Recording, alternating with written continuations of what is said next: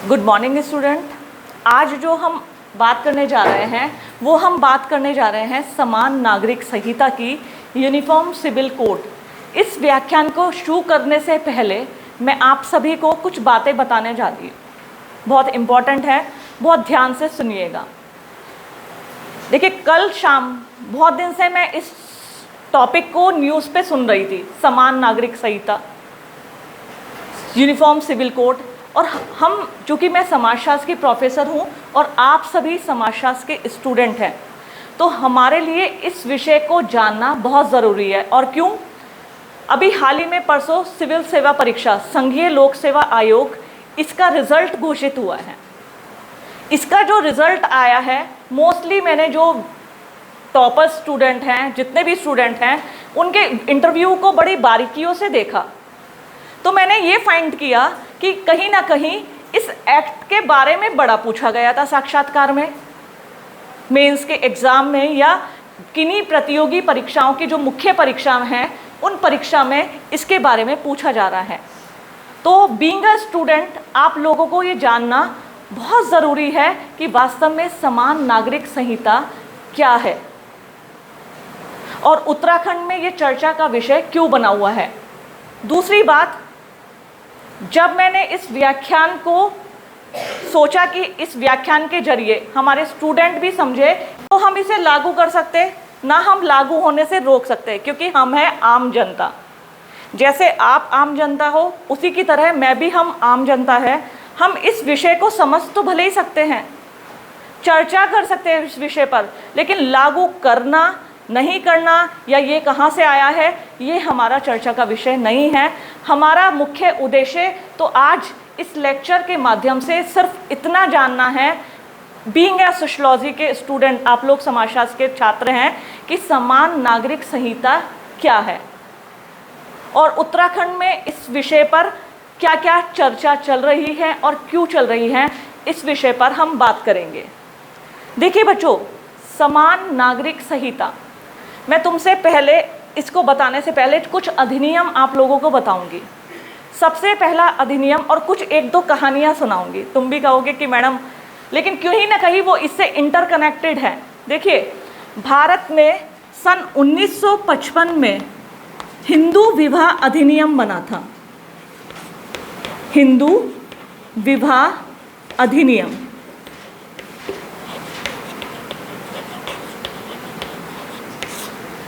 जब 1955 में हिंदू विवाह अधिनियम बना, इससे पहले महिलाओं को तलाक लेने में अपने पति से, जैसे कोई प्रताड़ित करता था, ऐसी धार्मिक मान्यता थी कि स्त्री का जब एक बार विवाह हो गया, बस उसकी अर्थी ही उसके ससुराल पक्ष से निकलती है, वरना उसको कोई राइट नहीं है, तो वो कैसे भी रहे, अपने ससुराल में रहे। लेकिन जब हमारा देश आज़ाद हुआ 1955 में, हिंदू मैरिज एक्ट बना, हिंदू विवाह अधिनियम कहा गया।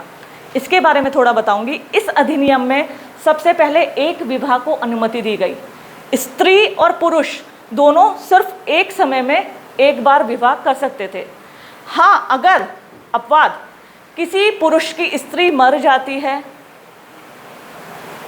तो उसमें वो दूसरा विवाह, या किसी स्त्री का पुरुष मर जाता है तो उस स्थिति में उसे दूसरे विवाह करने की अनुमति प्रदान की जाती थी। दूसरा, महिलाओं को पहले तलाक का अधिकार नहीं था। यदि वो अपने पति से संबंध दो का अंत करना चाहती थी, या उसके पति द्वारा उससे घर से उसका त्याग कर दिया जाता था, तो महिला का राइट नहीं था कि वो अपने पति के साथ रहे या तलाक ले, या फिर उसको भरण पोषण करने का भी अधिकार नहीं था। तब सरकार ने इस ध्यान अपना आकर्षित किया और 1955 में हिंदू विवाह अधिनियम बनाया। लेकिन इस अधिनियम की लैंग्वेज क्या थी? इस अधिनियम को कहा गया कि ये हिंदू, बौद्ध, जैन, इनके ऊपर लागू होगा। जनजातियों पर, जो हमारी अनुसूचित जनजातियां हैं, जनजातियां मैंने पढ़ाई है ना आप लोगों को, जनजातियों पर यह एक्ट लागू नहीं होगा, क्योंकि ऐसा माना गया जनजातियां दुर्गम भौगोलिक क्षेत्र में निवास करती हैं, तो उनको अपने अधिकार अपने आप बनाने का अधिकार दे दिया गया, उन पर ये एक्ट लागू नहीं हुआ। ठीक है। बाकी हिंदूज को क्या हुआ, महिलाओं को तलाक का अधिकार दिया गया। बहुत सी स्त्रियां, उनके जो स्त्रियों के पति होते थे बहुत प्रताड़ित करते थे दहेज को लेकर, अन्य चीज़ों को लेकर, तो ऐसे में स्त्री को उस प्रताड़ना का सामना करना पड़ता था, वो उसका किसी भी प्रकार से विरोध नहीं कर पाती थी। लेकिन इस एक्ट के बनने से महिलाओं को तलाक का अधिकार मिला और उससे अपने पति से भरण पोषण या गुजारा निर्वाह भत्ता होता है, उसे लेने का राइट मिला, अधिकार मिला। ठीक है, समझ में आया। अब तुम्हें एक स्टोरी बताती हूँ। राजस्थान हमारे भारत का एक स्टेट है। राजस्थान जानते हैं आप सभी लोग। राजस्थान में एक मीणा समुदाय है, वो शेड्यूल्ड ट्राइब में आता है, अनुसूचित जनजाति में। ध्यान से सुनना, ये स्टोरी टाइप ही मैं सुना रही हूँ तुम्हें। उस मीणा समुदाय में एक पति पत्नी थे।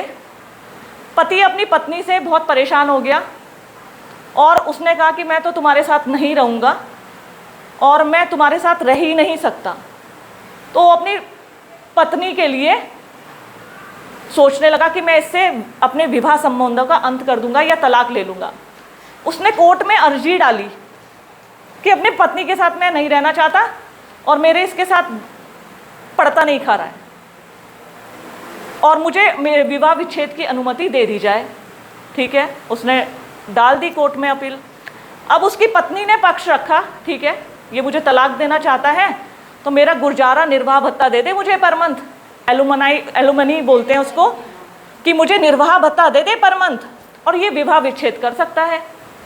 तो पति ने कहा वो तो मैं तुम्हें नहीं दूंगा। देखो, हिंदू मैरिज एक्ट बना था कि जिसमें तलाक का अधिकार दिया गया था। मैं अभी अभी आपको मीणा समुदाय की बात बता रही हूँ कि किस प्रकार एक पति पत्नी का झगड़ा कोर्ट गया।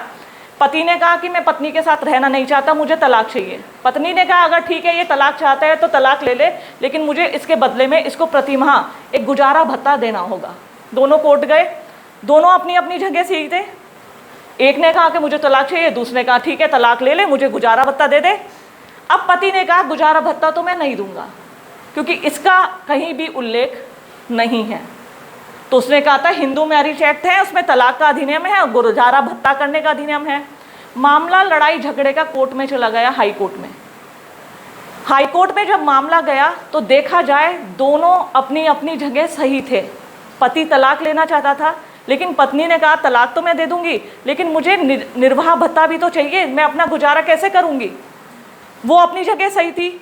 लेकिन हिंदू विवाह अधिनियम 1955 उनके आड़े आ गया क्योंकि इसमें ये लिखा गया था कि ये जनजातियों पर लागू नहीं होता।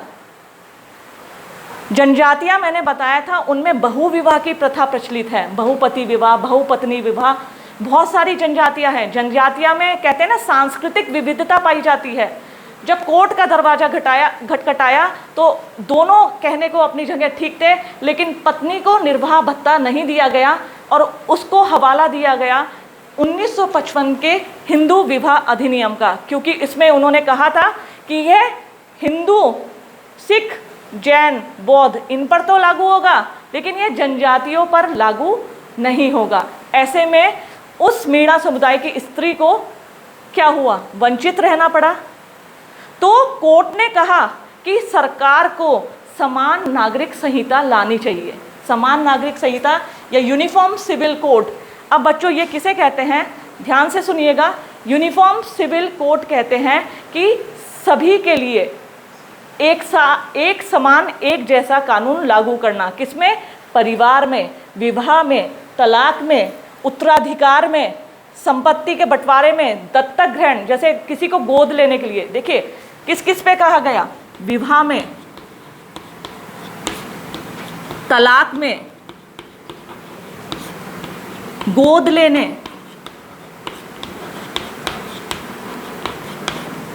और उत्तराधिकार।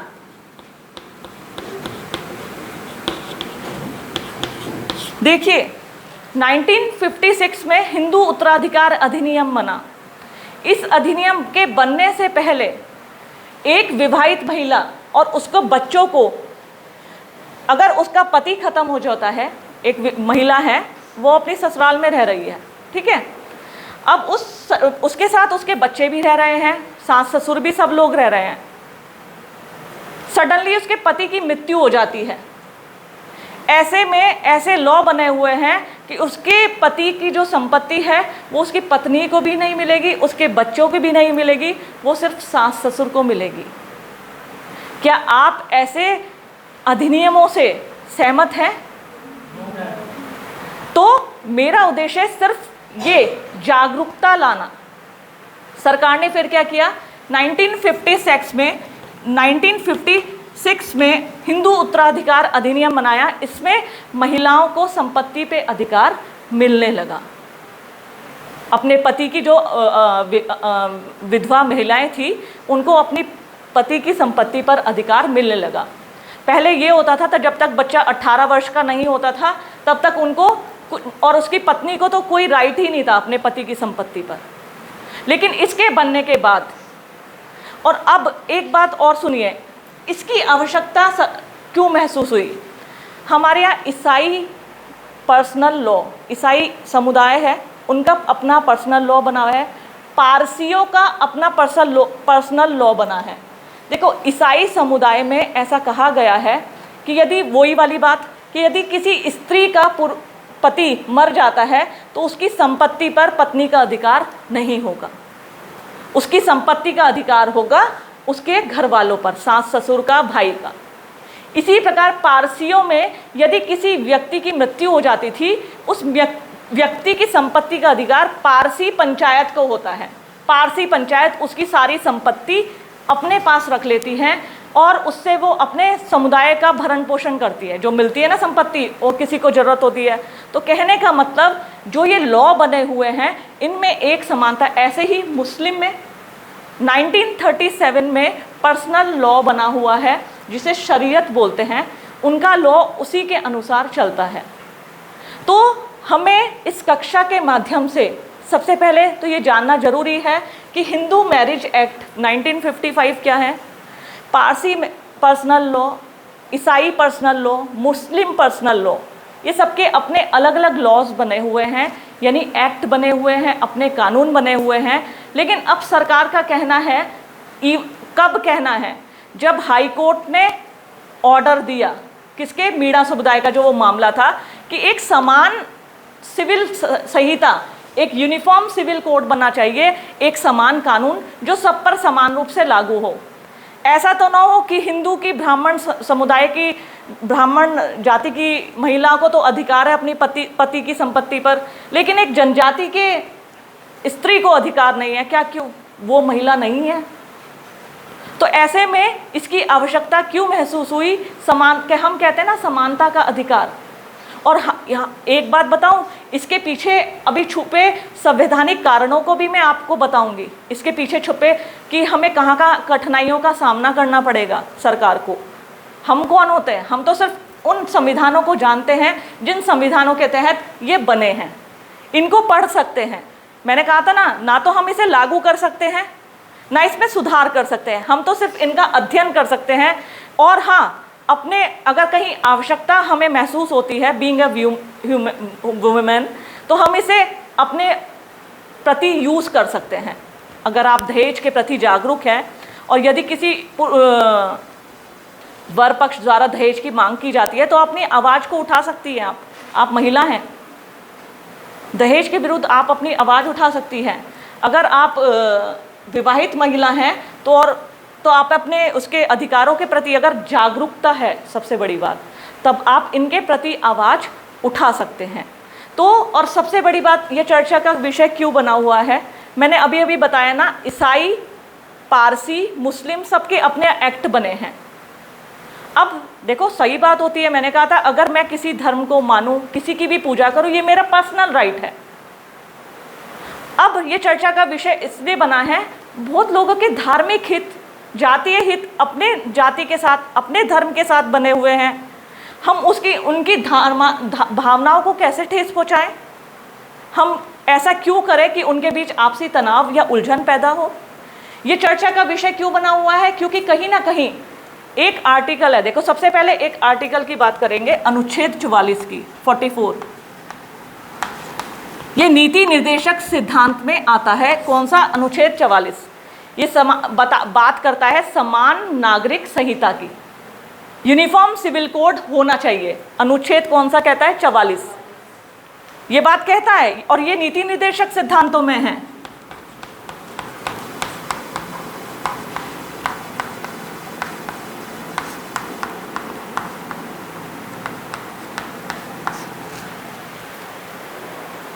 लेकिन साथ ही साथ हमारे यहाँ एक अनुच्छेद 25 भी बना हुआ है जो कि मौलिक अधिकारों में है। मौलिक अधिकार कहते हैं व्यक्ति के व्यक्तिगत अधिकार, हमारे मौलिक अधिकार। अनुच्छेद 32 सुना होगा आपने, संवैधानिक उपचारों का अधिकार। हम अपने मौलिक अधिकारों का संरक्षण कर सकते हैं। यदि हमें कोई हमारे मौलिक अधिकार से वंचित करता है तो हम हाईकोर्ट का दरवाजा खटखटा सकते हैं। लेकिन अनुच्छेद 25 क्या कहता है? हमारी सोसाइटी में कोई भी व्यक्ति किसी भी धर्म को मान सकता है, अबाध रूप से धर्म को मानने, उसका पालन पोषण करने का उसका राइट है या अधिकार है। तो ऐसे में इसके रास्ते में कौन पत्थर बन रहा है? अनुच्छेद 25। क्योंकि एक तरफ तो सरकार ने खुद ही अनुच्छेद लागू किए हुए हैं, मौलिक अधिकार, कि हम किसी भी धर्म को मान सकते हैं, अबाध रूप से मान सकते हैं, हम स्वतंत्र हैं उसको मानने के लिए, उसका भरण पोषण, उस धर्म का भरण पोषण करने के लिए। दूसरी तरफ सरकार बात करती है समान नागरिक संहिता की। तो ऐसे में हमें इसके पीछे छुपे उन वास्तविक फैक्ट्स को जानना है कि वो वास्तविक फैक्ट्स, और ये सबसे बड़ी बात, इसके आड़े क्या आएगा? ये वाला अनुच्छेद आएगा। इसका हल सरकार कैसे निकालेगी? देखिए, उत्तराखंड सरकार ने सबसे पहले पूरे भारत में, एक जीके का क्वेश्चन है, गोवा ऐसा स्टेट है, सिर्फ गोवा, जिसने समान नागरिक संहिता लागू किया हुआ है। पूरे भारत में कहीं भी समान नागरिक संहिता लागू नहीं है, सिर्फ कहाँ पर है? गोवा में। हमारे उत्तराखंड सरकार के माननीय मुख्यमंत्री जी धामी जी ने अभी घोषणा की है इसके बारे में। वो कहते हैं हम लागू करें, अभी कहा है करेंगे। इसके लिए उन्होंने एक उच्च स्तरीय समिति का गठन किया है। उच्चतम न्यायालय की सेवानिवृत्त न्यायाधीश रंजना प्रसाद देसाई, इनकी अध्यक्षता में 4 लोग और हैं इसमें। प्रमोद कोहली जी, ये भी हमारे माननीय प्रमोद कोहली जी, ये सेवानिवृत्त न्यायाधीश हैं। मनु गौड़ हैं, ये सामाजिक कार्यकर्ता हैं। श्री शत्रुघ्न सिंह जी हैं, ये हमारे पूर्व IAS हैं। और सुरेखा डंगवाल हैं, ये हमारी दून विश्वविद्यालय की कुलपति हैं। अब देखिए, ये लोग जो होंगी 5 सदस्य समिति है। इस समिति का कार्य होगा कि इसके मार्ग में कौन कौन सी बाधा आ सकती है, या हम इसको किस प्रकार, इसका ड्राफ्ट तैयार करने के लिए, क्योंकि इसे ऐसे लागू नहीं किया जा सकता, किसी भी धार्मिक भावना को ठेस ना पहुँचे, कोई आहत ना हो। ठीक है, कभी भी जब समिति का गठन किया जाता है उसका उद्देश्य यही होता है कि किसी के मार्ग में आने वाली बाधा भी दूर हो जाए। कहते हैं ना, सांप भी मर जाए और लाठी भी ना टूटे। मार्ग में कोई भी बाधा ना आए, किसी के हित को ठेस ना पहुँचे, किसी का कोई आहत ना हो किस अधिनियम से, तो उसके लिए ये समिति गठित की गई है। और इसका प्रमुख उद्देश्य यही है कि जो हमारी समान नागरिक संहिता है, विवाह के मामले में, तलाक के मामले में, गोद लेने के मामले में, उत्तराधिकार या भरण पोषण के मामले में, उसमें सबको समान रूप से अधिकार प्राप्त हो। इवन महिलाएं, वो बच्चे जिनको पता भी नहीं है, छोटे छोटे दूध मुँह बच्चे, उन्हें पता भी नहीं रहता संपत्ति क्या होती है, धन क्या होता है, उनके सिर से पिता का साया उठ जाता है और वो सड़क पे आ जाते हैं। तो ऐसे में यदि लॉज नहीं बने होंगे, कानून नहीं बने होंगे, खुद मैंने तुमसे बताया था, मैं कोटद्वार में ऐच्छिक ब्यूरो समिति की सदस्य हूँ, वुमेन्स काउंसलिंग सेल है। तो मैं अक्सर यहाँ पे ऐसे विवाद, ऐसे झगड़े देखती हूँ। तो किन्हीं मामलों में मुझे लगता है अगर कानून ना होता तो कुछ महिलाओं की दशा तो बहुत दयनीय होती, कि उन्हें कानून से वो संरक्षण मिला हुआ है। एक मैं लड़की का मामला देख के आई थी, नाम तो मैं डिस्क्लोज नहीं करूँगी। उस लड़की के माता पिता बिल्कुल मजदूर हैं, उसके पास कुछ नहीं है। अगर वो पति उसके घर से निकाल रहा है, माता पिता इतने गरीब हैं कि उसके पास ऑलरेडी 3 बेटियां हैं विवाह करने के लिए, तो ऐसे में यदि उसे कानून संरक्षण नहीं देगा, ये तो अमानवीय व्यवहार हो गया। तो ऐसे में हमें इनके बारे में जानना चाहिए, अपनी नॉलेज रखनी चाहिए। हम इसको लागू करने या बनाने के पक्षधार नहीं हैं, हम तो सिर्फ इन्हें समझने के और अवेयर होने के पक्षधार हैं कि इनके बारे में हमें नॉलेज होनी चाहिए। कल को आपके साक्षात्कार में, इंटरव्यू में पूछा जाता है कि समान नागरिक संहिता क्या है और आप इसके बारे में क्या विचार रखते हैं, तो ये सब आपको पता होना चाहिए कि समान नागरिक संहिता वास्तव में क्या है, हिंदू मैरिज एक्ट क्या है, 1956 का हिंदू उत्तराधिकार अधिनियम क्या है, ईसाई personal law, Muslim personal law, पारसी पर्सनल लॉ, ये सब लॉज बने हैं, इनकी भी थोड़ी थोड़ी नॉलेज आप लोगों को होनी चाहिए। तो ये था बच्चों आज आपका समान नागरिक संहिता। अब आपके मन में कुछ विचार आ रहे होंगे, कुछ प्रश्न कोई पूछना चाहता है इसके बारे में? हाँ बेटा बता। जो 1955 में हिंदू एक्ट है और उसमें चेंज भी तो हो सकता है। बिल्कुल चेंज हो सकते हैं और उसमें अमेंडमेंट भी होते हैं। जैसे यूनिफॉर्म कोड से ना लागू करके उसमें सुधार भी तो हो सकता है, जैसे तो तलाक मिले से भत्ता मिले। तो उसका नाम इन्होंने यूनिफॉर्म कर दिया। यूनिफॉर्म किसे कहते हैं? समान। यूनिफॉर्म देखो, एक बात सुन बेटा, इस समय आपकी कक्षा में सब अलग अलग कपड़ों में, कैजुअल में आए हैं, लेकिन यदि सभी लोग एक यूनिफॉर्म में आने लगे, जैसे ब्लू रंग का कुर्ता, सफ़ेद रंग की सलवार और वाइट रंग का दुपट्टा, सब सिमिलर लगेंगे देखने में? अभी तो देखने में सब अलग अलग लगते हैं। तो मात्र एक यूनिफॉर्म बदलने से सब में सिमिलैरिटी आ जाएगी। कानून को बदलने की आवश्यकता नहीं है, इसी में सुधार करने की आवश्यकता है। हम भी इसके पक्षकार हैं कि बदलने की आवश्यकता ना हो, तभी तो कमेटी बनी है। अब कमेटी क्या डिसीजन देगी, उनके तथ्य फैक्ट्स क्या होंगे, ये हम अभी से नहीं जान पाए। जब वो अपने बता देगी कि ऐसा होगा, इसमें सुधार होगा या नया कानून होगा, इसमें सुधार किया जाएगा, हिंदू उत्तराधिकार अधिनियम में सुधार किया जाएगा या नया कानून बनाया जाएगा, ये कमेटी डिसाइड करेगी। मैंने बताया ना, किसी की धार्मिक भावनाओं को, जातीय भावनाओं को, समुदायों को आहत ना हो, ठेस ना पहुँचे, इसलिए कमेटी गठित की जाती है। बहुत अच्छा क्वेश्चन पूछा बच्चे ने। और कोई क्वेश्चन?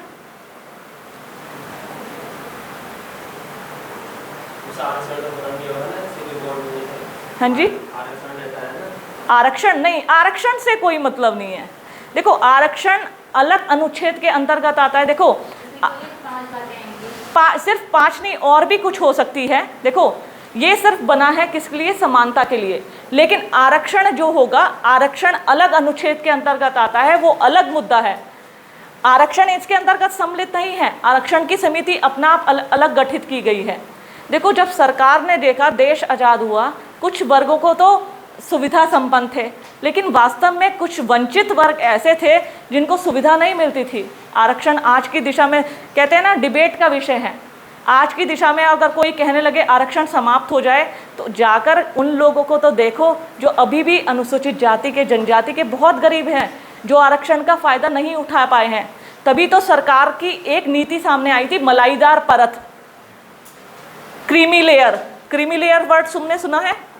क्रीमी लेयर वर्ड उनके लिए आया था, अनुसूचित जाति के, जनजाति के, पिछड़े वर्गों के कुछ लोग जो होते हैं, जो बड़े बड़े पदों पर पहुंच जाते हैं, वो अपने बच्चों को उस आरक्षण का लाभ दिलाकर, जो उच्च पदों पर पहुंच जाते हैं, अपने बच्चों को आरक्षण का लाभ दिलाकर उन्हीं पदों पर खींच लेते हैं। लेकिन वास्तव में जिसको इसकी ज़रूरत है वो वंचित रह जाता था।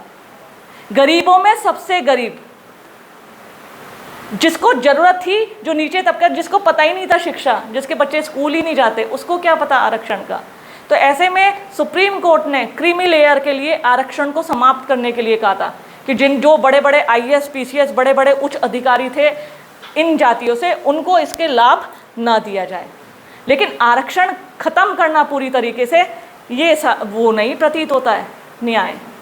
क्योंकि आज भी जब हम किसी रास्ते पर चलते हैं तो उसमें कुछ पत्थर या रोड़े आते हैं। हमारी बुद्धिमत्ता इसी में है कि हम रास्ता ना बदले।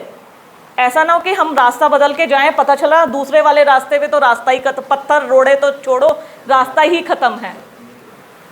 तो ऐसे में उन पत्थर रोड़े को अपने आगे से हटा के निर्बाध आगे चलते रहो।